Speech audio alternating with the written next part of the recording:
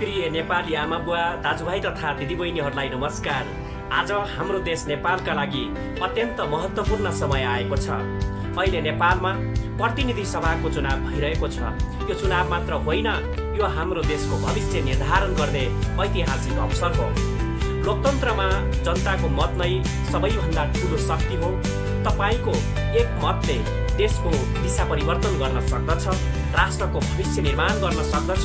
त्यसैले यो महान अवसरलाई जिम्मेवारीका साथ प्रयोग गर्नुहोला। प्रिय देशवासीहरू, हामी सबैले यो कुरा बुझ्न जरुरी छ कि चुनाव भनेको नेता छान्ने प्रक्रिया मात्र होइन, यो त हाम्रो देशलाई कस्तो बनाउने भन्ने निर्णय गर्ने अवसर हो। आज हामीले दिएको मतले भोलिको नेपाल कस्तो हुनेछ भन्ने निर्धारण गर्दछ। यदि हामीले इमान्दार, दूरदर्शी, देशभक्त र विकासप्रेमी नेतालाई रोज्यौँ भने नेपाल समृद्धि, शान्ति र प्रगतितर्फ अघि बढ्नेछ।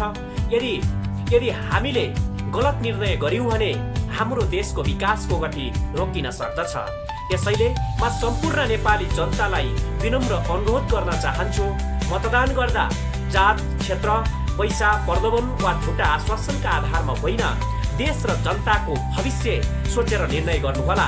हामीले यस्तो नेतालाई रोज्नुपर्छ जसले नेपाल र नेपालीको हितलाई पहिलो प्राथमिकता दिने गर्दछ, जसले देशमा सुशासन, विकास र समृद्धि ल्याउन सक्दछ, जसले युवाहरूका सपना पूरा गर्न सक्दछ र जसले नेपाललाई विश्वमा गर्व गर्न लायक देश बनाउन सक्दछ। प्रिय दाजुभाइ तथा दिदीबहिनीहरू, नेपालको भविष्य कुनै एक नेताले मात्र बनाउने होइन, यो त हामी सबै नेपालीको साझा जिम्मेवारी हो। जब हामी सचेत भएर राम्रो नेतृत्व छान्दछौँ तब मात्र देश सही दिशामा अघि बढ्दछ। त्यसैले तपाईको मत अमूल्य छ, तपाईको मत शक्तिशाली छ, तपाईको मतले नेपालको बदल्न सक्दछ।